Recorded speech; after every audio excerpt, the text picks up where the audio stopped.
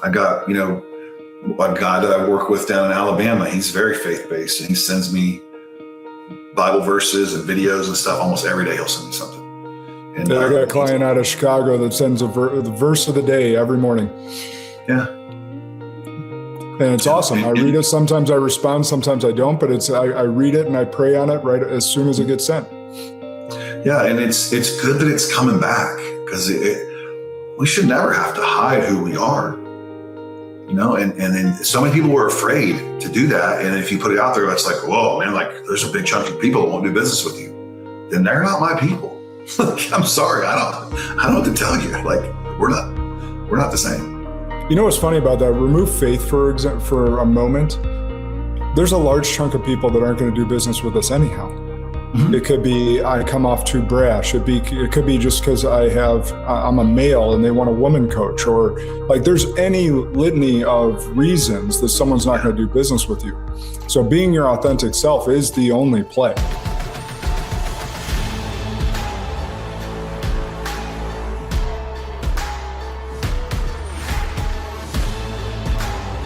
This is Sparta! Welcome back to Spartan Leadership. I'm your host, Josh Kosnick, and this is your podcast for leadership, inspiration, and impact. Today will be no different. I got my good friend Chris Welton on the line, and we're going to have an impactful conversation. And so let me give Chris a proper introduction, and then we'll be off and running. But he spent over 30 years turning what most people would call limitation into a leadership platform. Chris Welton is a performance coach, TEDx, and keynote speaker, and international best-selling author of One Jordan. He was born with a limb difference, one hand, and has taken what most people would treat as an obstacle and built an entire framework around it. His podcast, One Hand at a Time, which I've been privileged to be on, features conversations with leaders in personal development, sales, and high performance. And his book, One Jordan, lays out his philosophy on connection as the new currency in business and life. He shared stages with John Maxwell and others. But he's built his work on faith, discipline, and motivation, and execution. I should say execution, not motivation. He's known for helping leaders follow through on what they say they're going to do and for turning personal adversity into a repeatable leadership advantage. So what I'm most interested in today is how he separates lived adversity from performative resilience, and what that actually looks like when you're coaching people who haven't had to fight the same battles he has. My friend Chris, welcome to the show. Man, thank you so much.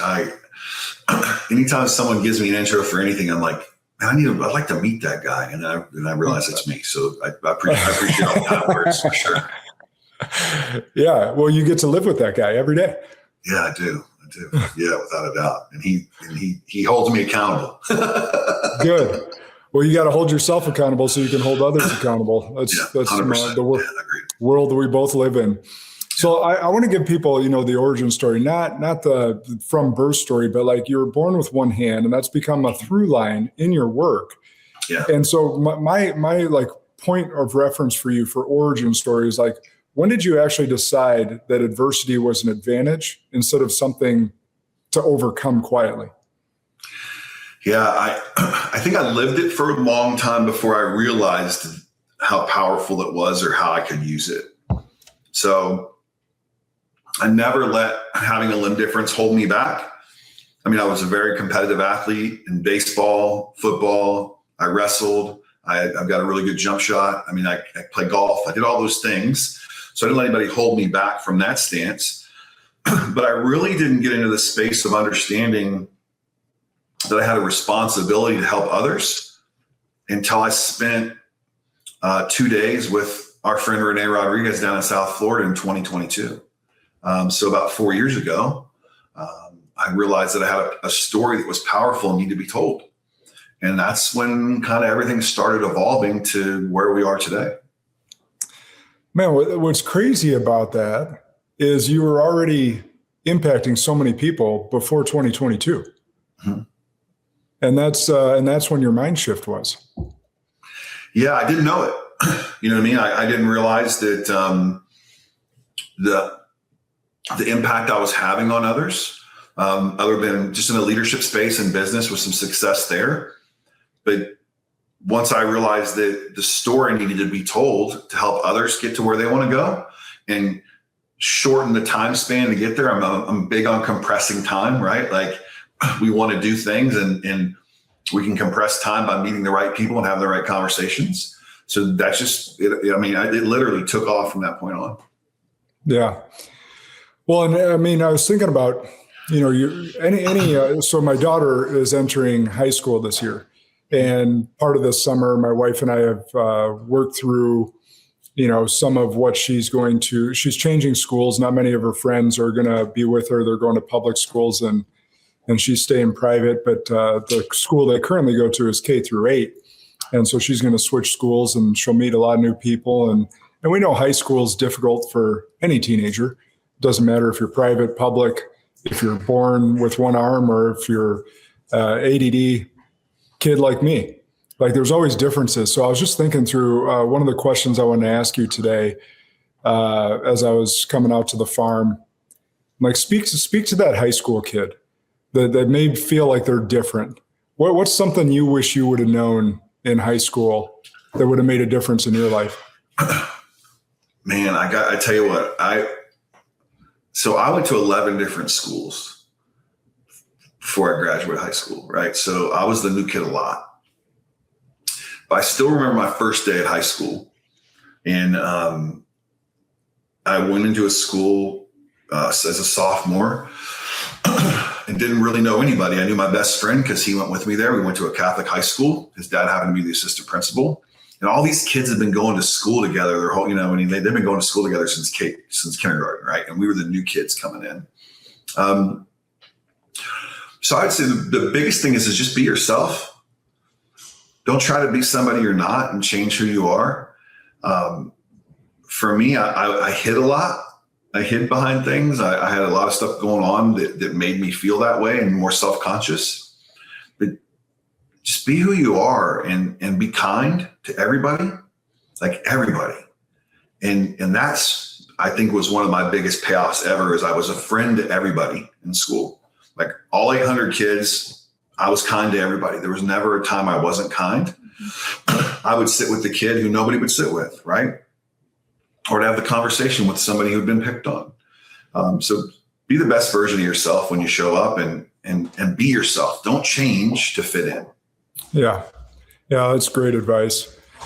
Yeah, I can't say the same. I can't say that I was kind to everyone. I was trying to figure a lot of things out. I was the oldest. But what I have told my kids now is, some of my friends today, some of my best friends, I would have never been friends with them in high school. Mm-hmm. And I tell them, like, we're all weird in our own ways. And in high school, you're in this little bubble and it's not reality. And it's kind of fake. And so I think your advice is spot on. Be authentic, be yourself, don't change for anyone, and be kind. It's great. Yeah. People decide who you are in high school. They tell you who you're going to be. And it's like, everybody falls in that trap. Well, if I want to hang out with this group of cool kids, I've got to be just like them, right? Like I have to be the same way. So I think it's just important to not let anybody define who you're going to be. Be yourself. Yeah. There's only one you. Yeah. Might as well be you. So let's switch in gears. I really wanted to ask that from someone that, had a physical difference, maybe not a mental difference, but you've worked with high performers for decades. Mm-hmm. And but what's something the most successful people you've coached, like they do consistently that the average person or average leader just completely misses? I would say that the first thing is they're consistently consistent. And what I mean by that is they stick to the program. They show up no matter what. We have a mentor that talks about having a standard over feelings mentality, right? So my highest achievers, they do what they're going to say they're going to do, and they have a clear vision on what they're going to do to get there. They're very rarely distracted. And if you interviewed a few of them, most of them would say, I'm just consistent. I'm not really great at anything. I'm just consistent at what I'm supposed to do to show up to move the ball across the line, and they win at a high level. Yeah. So you're referencing Ben Newman there, who's a good friend of both of ours, but every time I go hear him speak and hang out with him, he's always talking about the standard, like you mentioned. And I always leave going, on my ride home, because St. Louis is only 5 hours, so I usually drive it. And I'm like, you know what? Mediocre and shitty people have a standard too. They do. They're disciplined and consistent in their bad habits. That's their standard. And so there's actually an identity shift that needs to happen for them to be consistent in the positive things versus just being consistent in loafing on the couch, or consistent in stuffing your mouth with food that isn't good for you, or consistent in not going to the gym. So it's kind of interesting. Like, just know that you have standards, you have consistency. They're just probably not the right ones. Yeah, it's like we all have habits. Some of them are just bad. Yeah. I mean, it's so true. If you look at it, it's not that much of a difference between the guys who are the top producers to the people who are mediocre. It's really a lot closer gap than most people think. But they show up consistently with those habits in mind of what's going to make them and everyone else around them better. And that's how they win. You come from a football background, right? And the most elite athletes, they're consistent on showing up and doing the things that it takes to be great in their space. So if you're a stay-at-home mom, you need to show up and be consistent and being great in your space, being a great mom, right? Or if you own a lawn care business, you need to show up and be great in your space. And those are the difference. I mean, the truth is, if you show up with a belief that you can do anything, which I'm a delusional optimist. I am. Like, if you tell, like, I was with some friends in Kentucky over the weekend at my one of my best friend's grandmother's 100th birthday, which was just crazy to see someone turn 100 years old.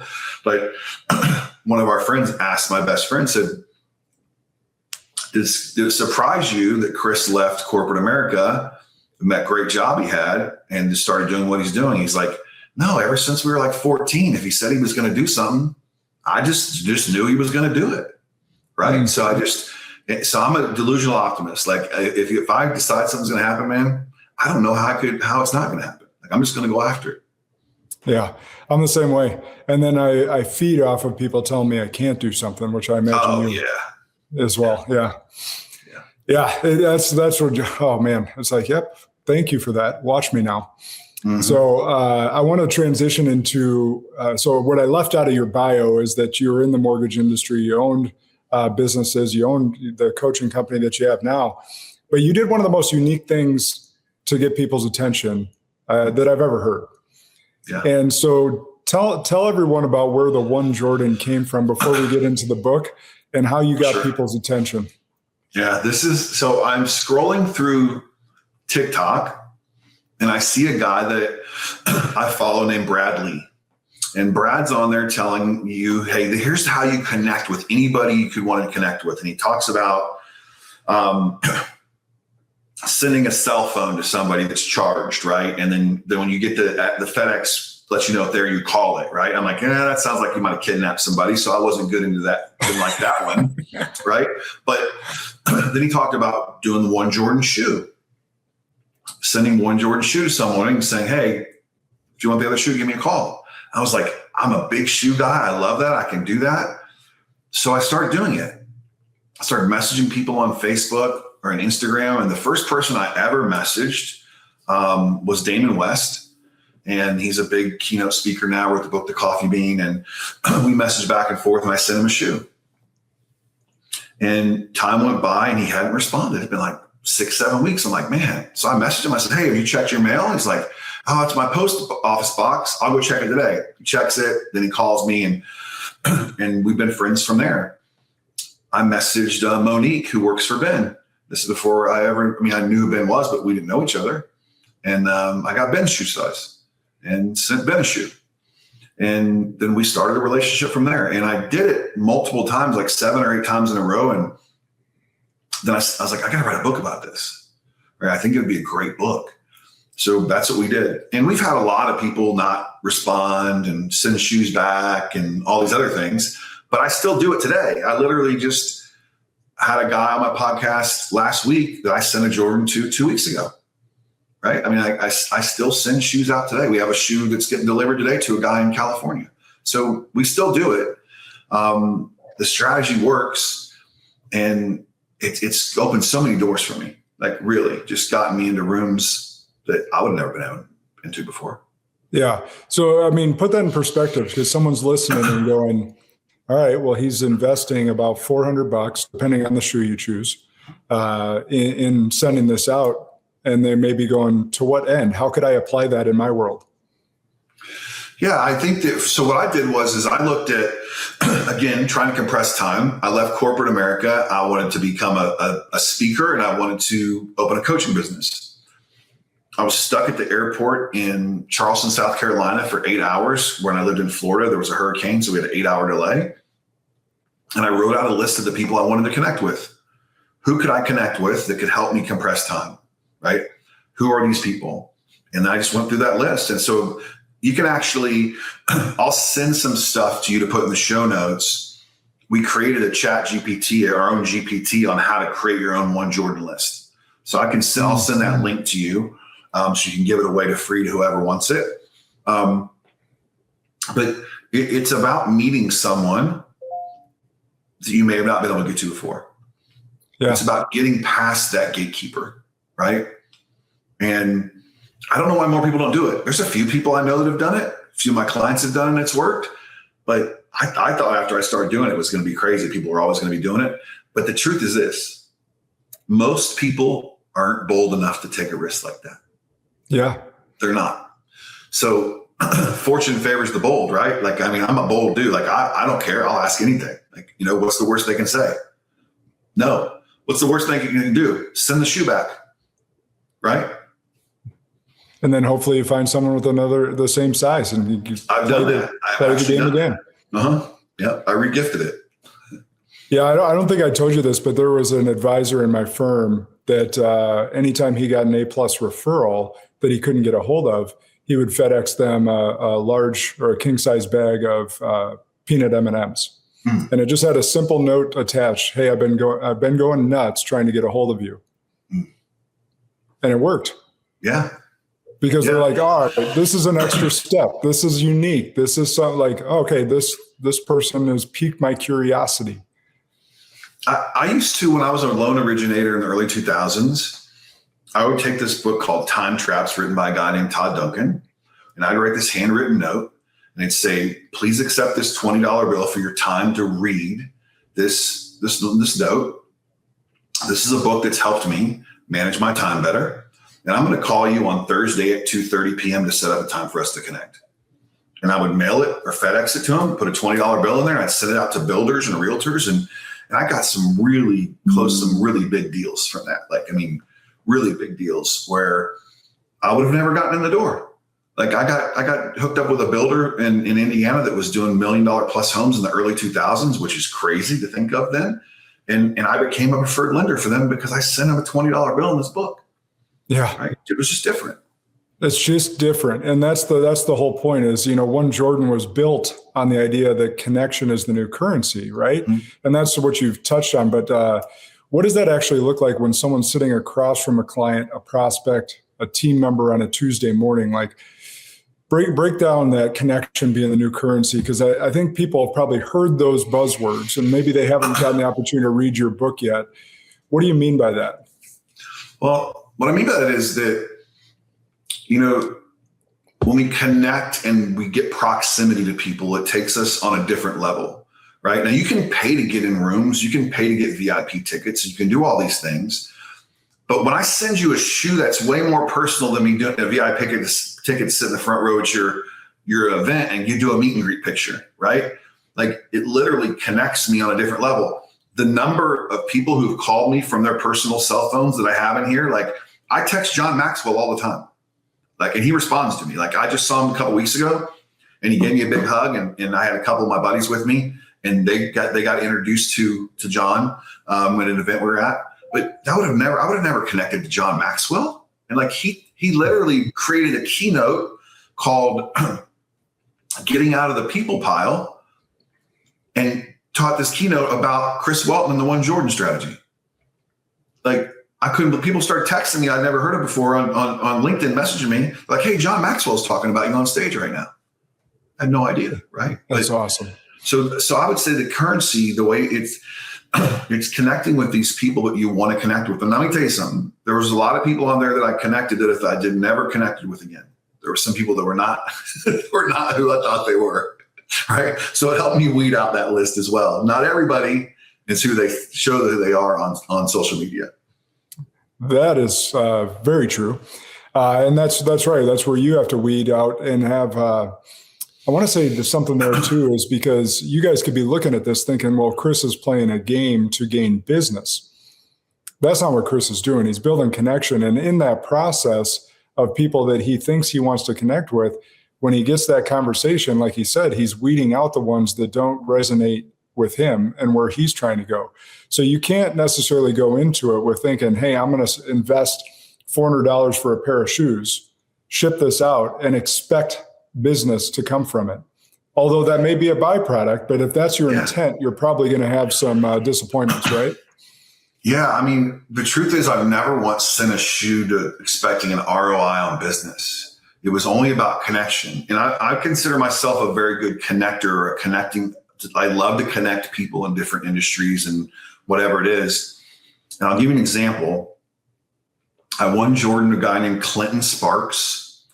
And Clinton Sparks is one of the top hip hop record producers of all time. He sold like 80 million albums. He also owns the Global Gaming League, which is the big esports league now. And I'm on a call with one of my VIP clients who's a very high-ranking individual at one of the top mortgage banks in the country. And he's telling me that his son's in music. He's in Hollywood and he's in hip-hop and he's trying to make it and all these things. And I said, hey, let me introduce you to somebody. I said, I'm going to introduce your son to my buddy Clinton Sparks. So I got on a text message and I connected those two, and they connected with each other, and now they talk, right? They're both in LA. I mean, Clinton's there half the time. He's in LA, and I connected him. So what did I do? There's no ROI on that right there, but what was it? It was building more value for this VIP client I have, right? So now not only am I helping him in his business, I helped his son. Right? I helped his son with a connection that he couldn't have gotten. He couldn't have messaged Clinton and Clinton would have responded.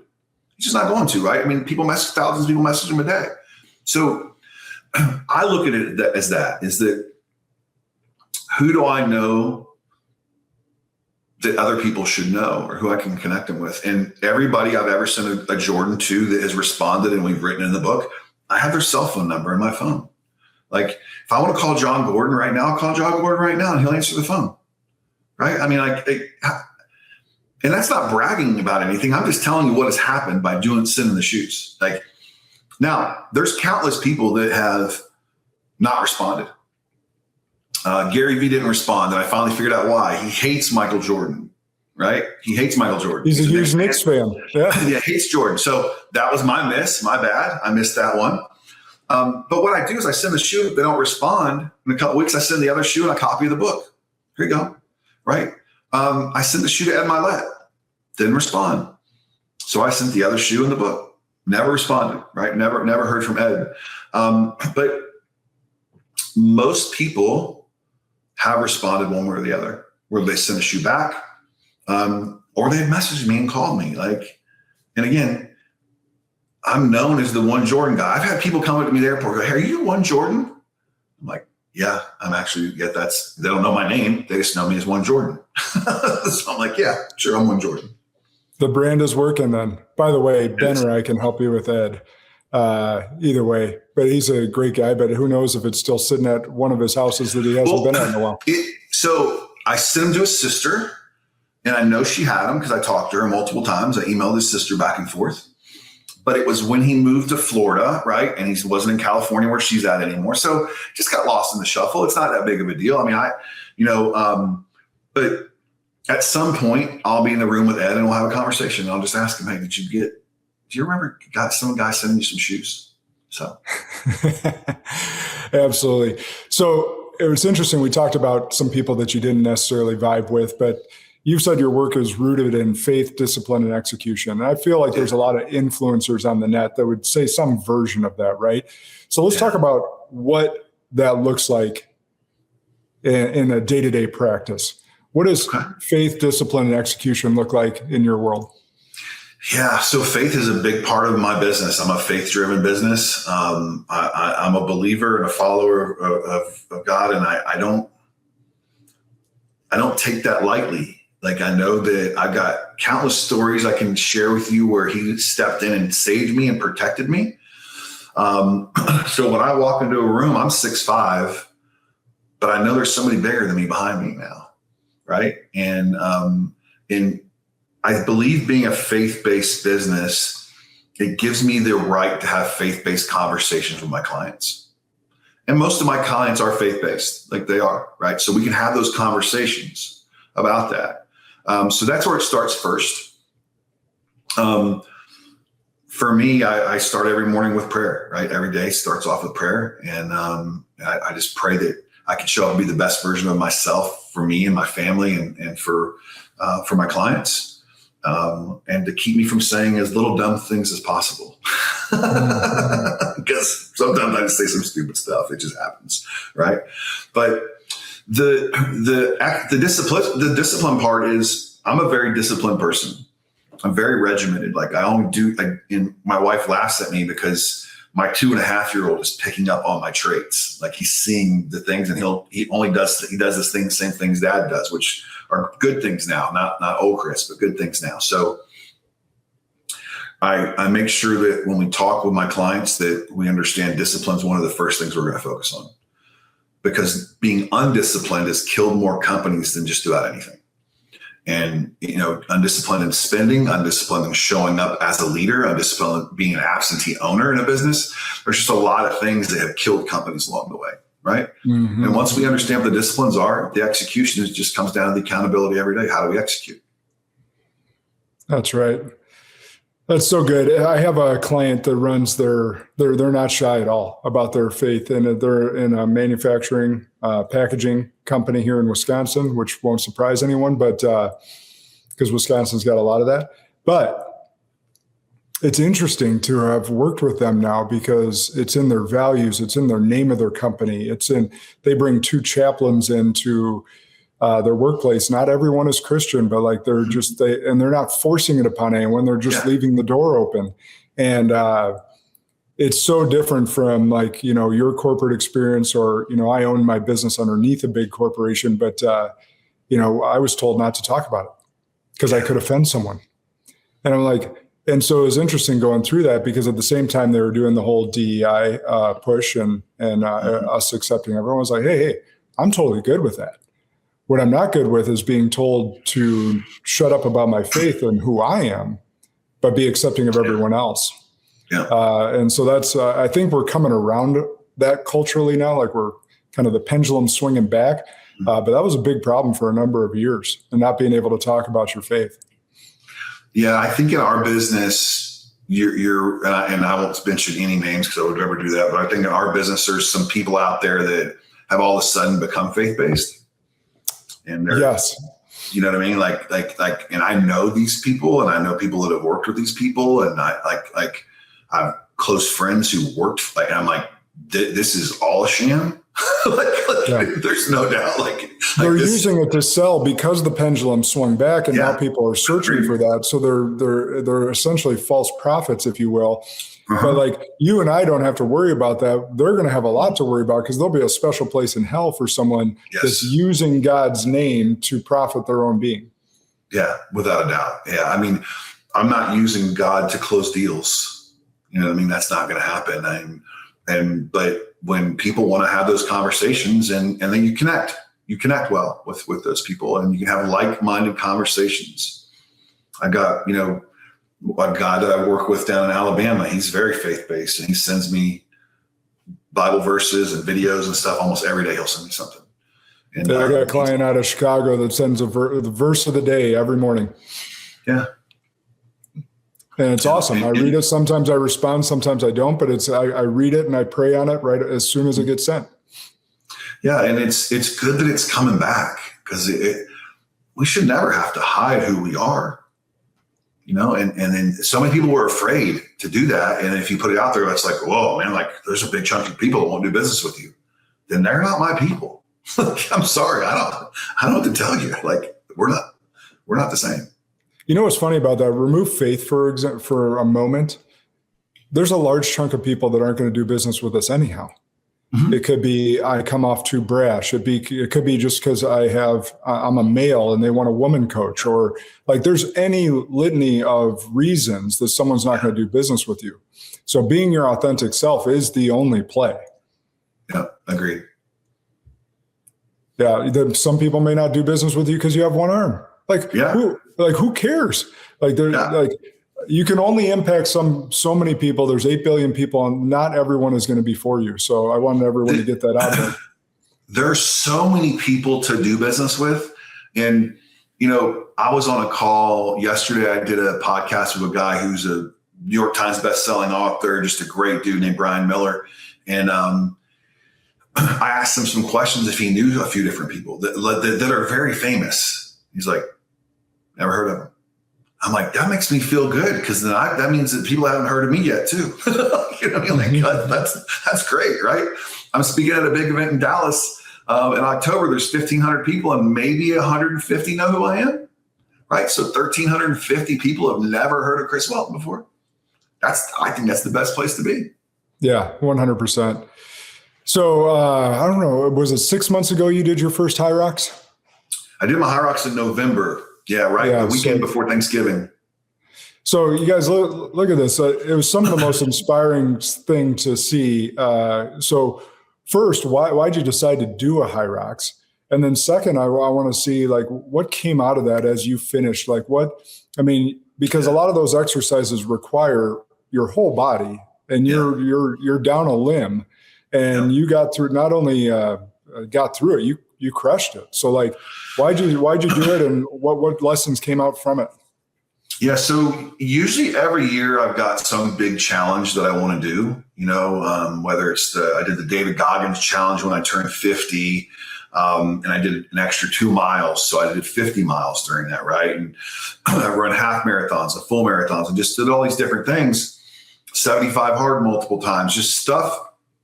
I do hard things to prove I can do it, so that when I get into a gym, I can go, well, this isn't as hard as doing 75 hard, or this isn't as hard as HYROX.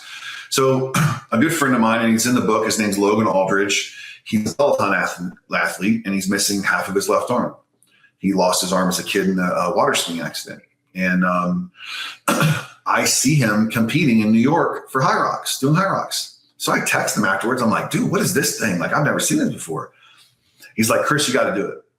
Like, you got to do it, man. So I'm like, okay. So I start investigating. I'm like, I don't want to do this. Like, this looks like a nightmare.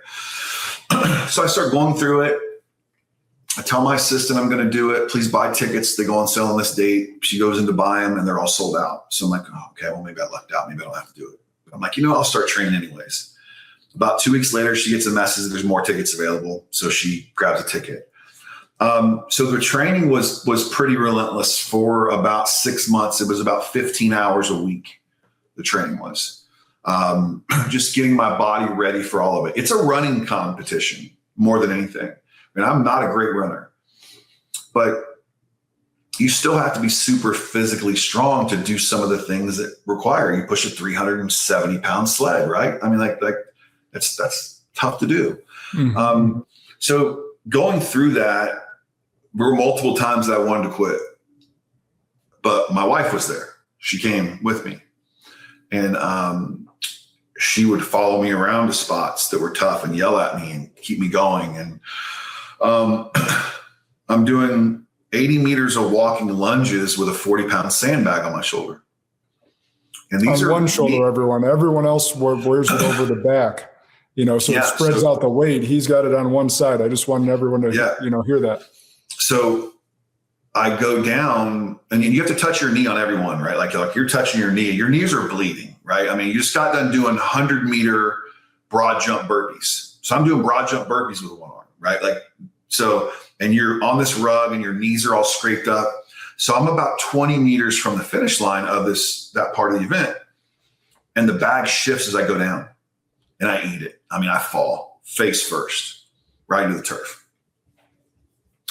And all these people come running, paramedics and all this stuff. And I'm laying there on the ground, and my wife's over top of me and she's talking to me, and these guys are like trying to get me out of the race. And she goes, "You need to back up. He's not done.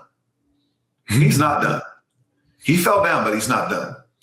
And my wife leans over and she looks at me, and I won't say exactly what she said, but she said, "Get the up.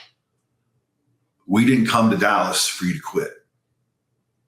So I got up, put it back on my shoulder, finished that part, did my next kilometer, did the 100 wall balls, and then crossed the finish line. And it was one of those things that was so glad it was over, like so glad it was done, because it was just so much harder than I thought it was going to be. But it was one of the coolest events I've ever been involved in. People cheered me on along the way, and I had a big fan group. It was just really cool. Like when I did the wall balls, they brought me up into the very front section, and the MC counted the wall balls down with me because I was an adaptive athlete. And I ended up taking first place in my division, which I didn't. I trust me, that was not what I was trying to do. I was just trying to finish. I was just trying to get across the finish line. So, it was just one of those things that I can go look back now and say, I did HYROX, right? I mean, I did at 53 years old, one arm, I did HYROX. And, so what else do I need to do? And I just use those things to prove to myself that when things get tough, I've done things that were tougher. Yeah. Yeah. 100%. And that's the point of knowing that you can do hard things. It leads to self-confidence. It leads to self-worth. And that's where people are always questioning, well, how do I find self-confidence? How do I find self-worth? I was like, you build it. You don't find it. Yeah. And what Chris was illustrating here is he's built it over many, many years. Yeah. You get self-confidence and self-worth by keeping promises to yourself. That's right. That's it. I mean, it's really it. I mean, it's not that difficult. You just have to say, I'm going to do something, and you do it. That's right. Well, speak to your wife here for a minute, because I'm sure there's a lot of spouses that would have, seen you go down, seen how much you were struggling, and said, no, it's okay. You're done. No, she's not going to do that. Like, when we did the David Goggins challenge, which is where you run 4 miles every 4 hours for 48 hours, about 30 hours in, I had blood blisters under my toenails. And, I came in and I'm like, I can't keep running. Like, and I had people every time I went out, somebody was with me. Now my wife did like 3 rounds with me, but I had friends and just sister-in-law. Somebody was with me all the time, because one spot I didn't have enough nutrition. I got 2 miles from home and I got lost. Like I didn't know where I was at. Like I got a little delirious. But so about 30 miles in or so, I'm sitting on the bed and I take my shoes off, and I've got these massive blood blisters underneath my toenails. Like, and I can barely walk. And I'm like, I don't think I can finish. And she goes, "No, I'll be right back." My wife's in medicine. She went and got a syringe and she drained those blood blisters. She said, "Now put your socks back on. It's time to go." Right. And I tell you, one other time I was doing a full marathon for the first time, and we were just dating. And, I pulled my hamstring 13 miles in, and I'm like, I'm done. She's like, "No, you're not." And I hobbled the next 13.1 miles to finish the race because she wouldn't let me quit. Right. And it's because she knows how hard I am on myself and how much time I put into training and all the effort. If I quit, she's like, "I'm not going to deal with you having to, I know how you're going to feel about that. I'm not dealing with that. You need to go finish." Yeah. And that's just it too, because if your spouse knows you that well, right, they know all the training that went into it, that in the training, whether it's 75 hard or a marathon or a HYROX, that's time away from her and the family as well. So like if she had let you quit, and knowing you would have wanted to do it again to finish, to prove to yourself, which is again going to be more stress and load on her. So like it's that communication and knowing each other so well to be like, "No, get this shit done. Put that another notch on your belt and move on." Yeah, agreed. All right, man. I'm so glad you went into that because I wanted everyone to hear your story on the HYROX. I don't know how many times you've been able to share it. You get to share the one Jordan story all the time. Yeah. But that really inspired me too, because I'm all like you. I'm built for well, for me, football, like I'm built for speed, not long distance. So any long distance, anything over 100 yards for me is long distance. So yeah, I'm not built for speed. I'm like a Clydesdale. I can get there and I can take everybody with me, but I'm not going to break any records on the speed for sure. Yeah. Out of curiosity, who's been great? You've got a lot of great mentors. We've shared quite a few names today, but who's been the greatest mentor in your life, and what was, the lesson that you hold true today from them? Man, God, that's a good question. I've been very blessed to have a lot of mentors in my life.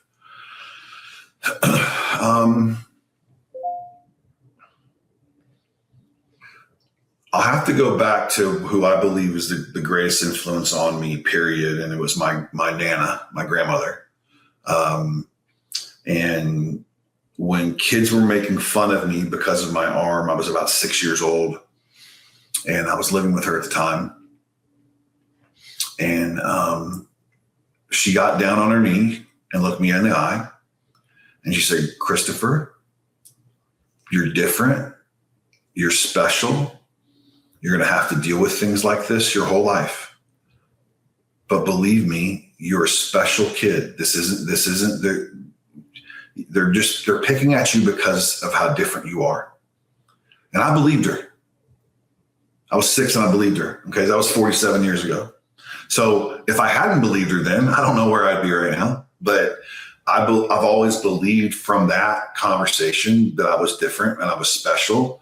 And I was going to show up differently and special every chance I got. Oh, that's awesome.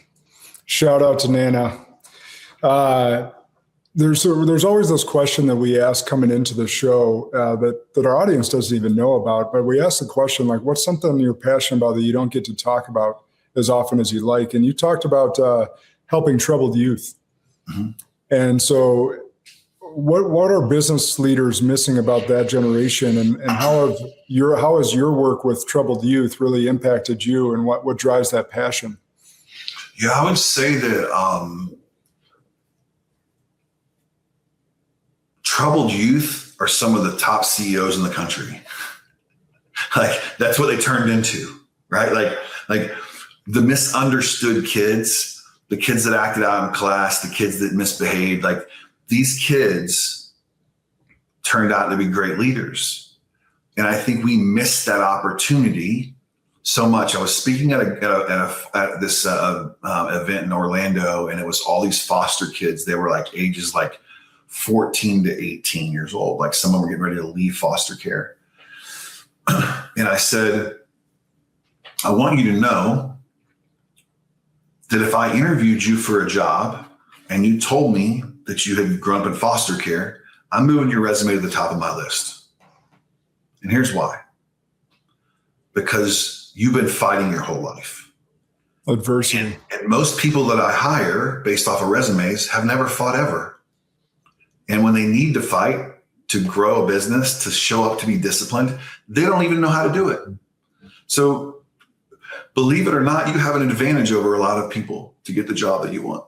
So I just think you got to be more involved in that and pour back into that, because I know a lot of guys who are very successful, very wealthy people that started out on the wrong side of the tracks, right? That were the bad kids. They were getting sent to the principal's office all the time. That there was those kids, and somebody believed in them along the way. And now they run Fortune 500 companies, I mean, it's just a common thing. Yeah. But I know you know this, but I want the audience to hear this. Like there's a difference between using adversity as a story and using it as a strategy. Right? We see plenty of sob stories on the internet and people playing victim. How do you help leaders who haven't had to fight the same battles you have build real resilience? Or how have you maybe helped these kids frame what they've been through to use that as a strategy instead of just the sob story that they could have? Yeah, that's a great question. So I have a new book that's actually, I sent to the publisher last week called Adversity is the Assignment. And in that book, I break down several different things about adversity. But the most important thing is that we can't run from it.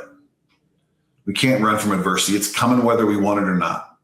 So what do we need to look at there when it comes to adversity? And when I look at it is, I believe that you show up one of four ways when adversity hits. You either show up as a victim, where it's always me. These things always happen to me. We know that victim, right? Mm-hmm. You show up as a survivor. Hey, look at me. I survived this, and you don't do much about it. A warrior, somebody who's been through the adversity, who stacks it in their favor, and they'll challenge anybody else and fight through it. Or what I prefer to do is be an architect. And I take the adversity I've gone through, I figure out ways to use it as building blocks to prepare me for the next time adversity comes, to get through it faster and to teach other people that it's part of life, right? And I'm fortunate enough to work with one of the top high school football programs in the nation here locally. And they just messaged me a little while ago. They want to come in and speak on Friday before the season kicks off and talk to them about adversity. What's going to happen and how are we going to show up when it does? And I believe that one of the things, another reason why I do the challenging, tough things is I call it the Adversity Accelerator. I put myself in tough spots intentionally, so when life blindsides me, I'm ready, right? Too many people do what's called a trauma dump. I've been through this bad thing in life, and then they'll stand on stage at an event and they'll cry about it. And you're like, okay, well, what am I supposed to do with that, right? Now, if you use the adversity and the trauma and the things you've been through to help me learn lessons about what's going on, love that, right? But everybody has a natural state of receiving adversity. It's all different. I actually created an assessment called the Adversity Capacity Index, and I'll give that link to you as well. Anybody can take it. It's free. They can go in, they get a score. It'll tell them where they show up on those four different paradigms. And the book kind of covers that and goes through some different things there. But I mean, it's coming for you whether you want it or not. I mean, think about the adversities you've been through, right? I mean, like you and I had a great conversation on my podcast about an adversity would have probably broke most men. Yeah. It would have. They'd be given up, right? And what did it do? Made me better. Stronger. Yeah. Made me stronger, made me better. It's all those things as you fight through it, as painful as it is. And on the other side, you realize the blessings that happen for you, not to you. Yeah. Yeah. And I do like, so I use the words of like, we fight through adversity. We get through adversity. We don't get over it, because when you go through it, it becomes a permanent part of you. It becomes part of me now, right? Like now it's hard to take me down. It just is, because I've been through a lot of crap, but I understand how to use it in my favor.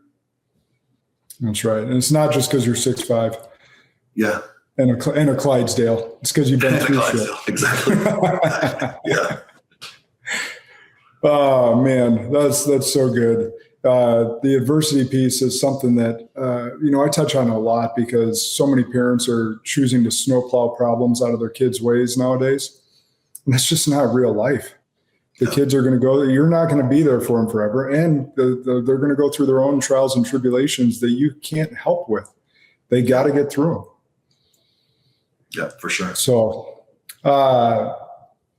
most leaders, I've been riffing on this lately. I'm curious to get your approach or thoughts. Accountability and ownership. I think a lot of leaders confuse accountability with ownership.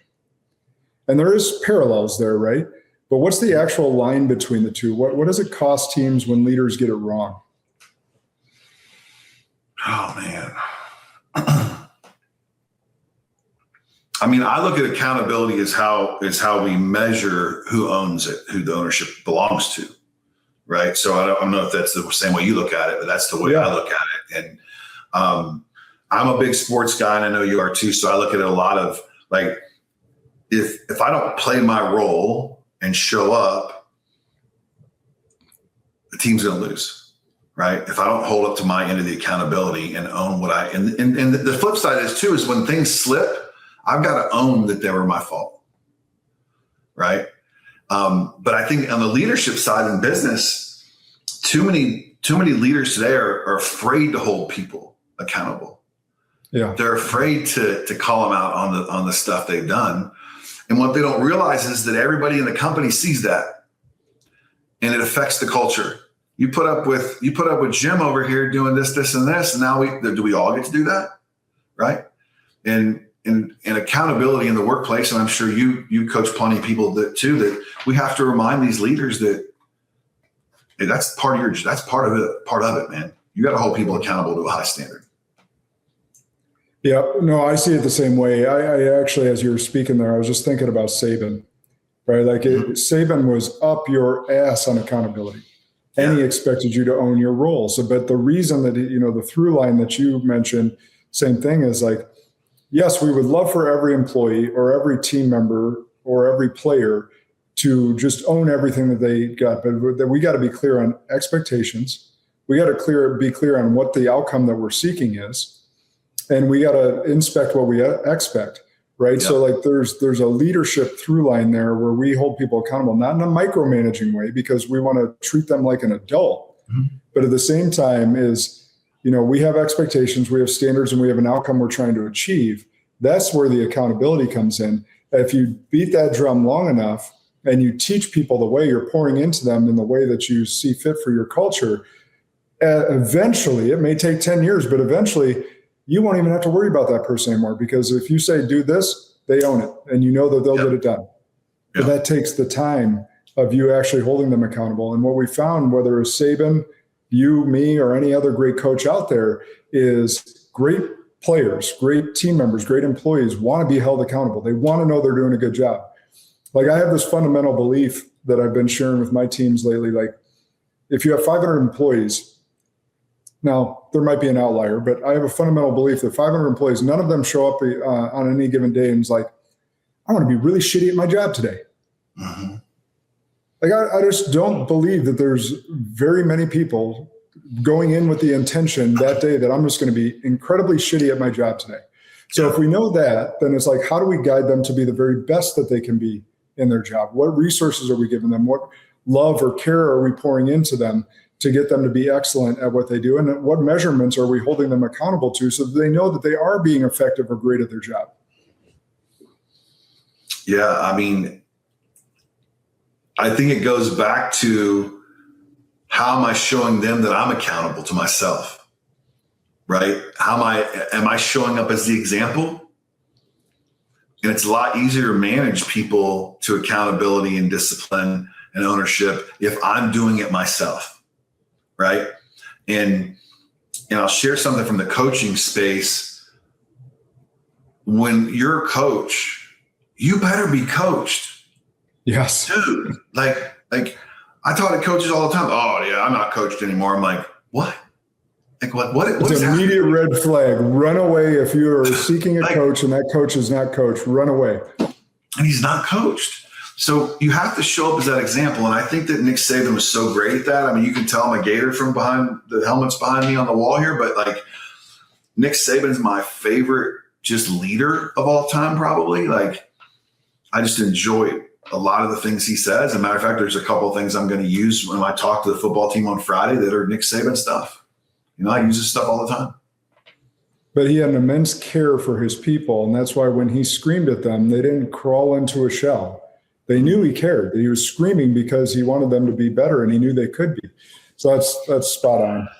Well, I know we're wrapping up here on time. I always have this final question that I ask, and it just goes like this. Like it could be on anything we've spoken of or just whatever comes to heart. But what's an unpopular belief that you hold to be true that most others would disagree with?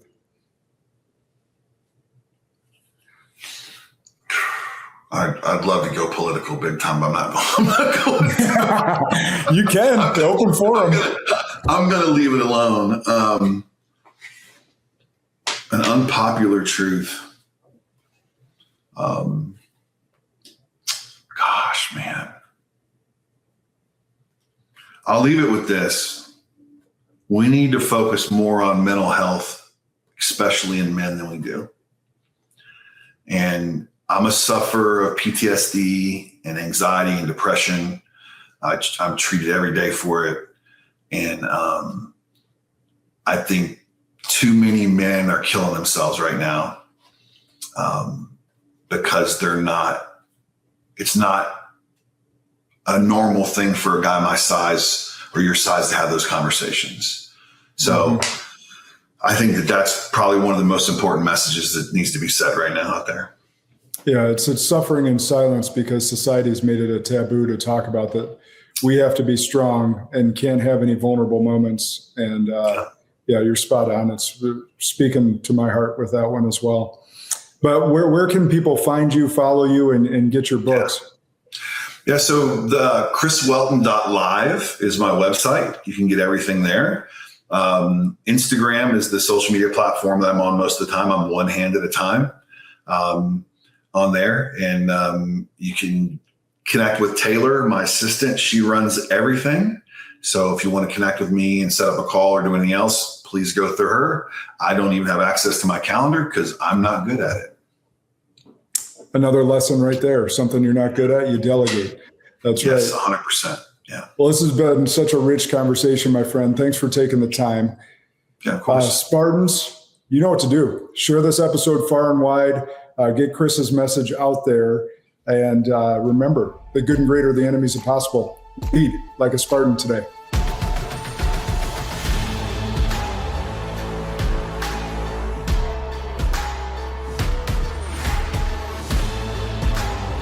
This is Sparta!